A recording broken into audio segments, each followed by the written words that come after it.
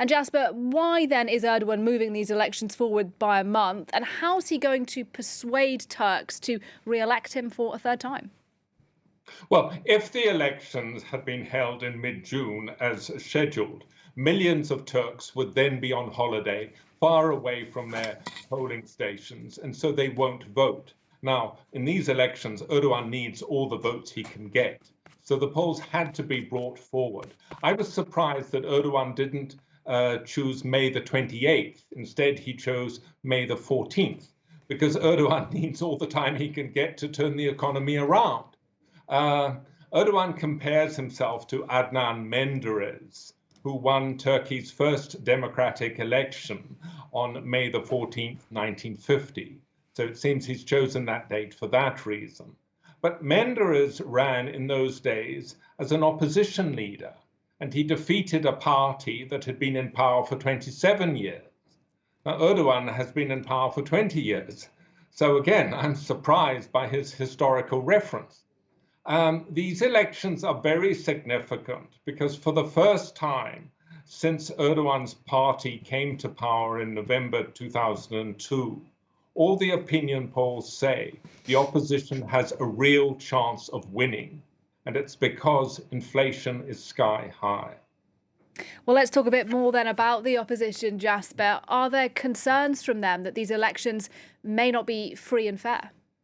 Well, I don't think you can call them free when a politician as significant as Selahattin Demirtas is in jail, despite the European Court of Human Rights saying he should be released. Demirtas was leader of the Kurdish, pro-Kurdish party, the HDP, which is the third biggest party in parliament, until Erdogan had him prosecuted on grounds that the Strasbourg court ruled were not justified by the evidence.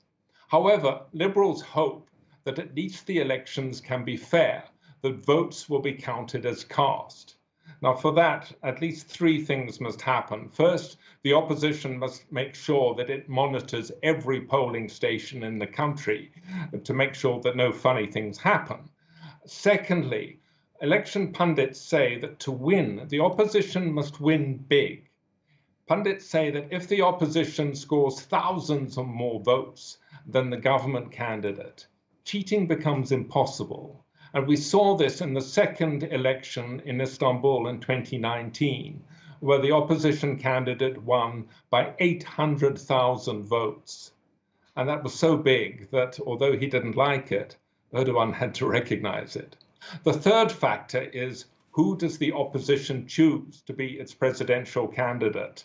The pollster Özür Sencar says if the opposition doesn't choose the right candidate, it will lose both the presidency and the parliament in these elections. And I think Sencar could be right. Now, the most obvious candidate from the opposition, the man whom you might say deserves to be the candidate, is the leader of the biggest opposition party, Kemal Kılıçdaroğlu. But he has two things against him. First, he's Alawi, a minority sect in Islam. And it's expected that if he runs against Erdogan, Erdogan will use that against him. Secondly, he's led his party in several elections against Erdogan and has always lost. So he's seen as a loser. Now, the second candidate is Ekrem İmamoğlu, the mayor of Istanbul, who won those elections in 2019 by 800,000 votes. Now, all the opinion polls say that İmamoğlu would beat Erdogan hands down in an election. Last year, government prosecutors charged İmamoğlu with insulting Turkish civil servants because he said some election commission officials were fools. The court convicted him and banned him from politics for 5 years. Now, this caused a small uproar. The European Union issued a statement saying that this judgment showed that Turkish judges were under political influence. Now, it is possible that between now and election time, İmamoğlu could have that ruling against him overturned by the Constitutional Court. However, the government has now brought a second prosecution against Imamoglu. It's quite clear that they're doing everything they can to make sure that Imamoglu doesn't run, which means that he is the candidate whom Erdogan fears the most, which also means that the opposition would be stupid not to choose him. All right, it's going to be an interesting couple of months then where you are in Turkey. For now, thanks very much, Jasper Mortimer, for us there.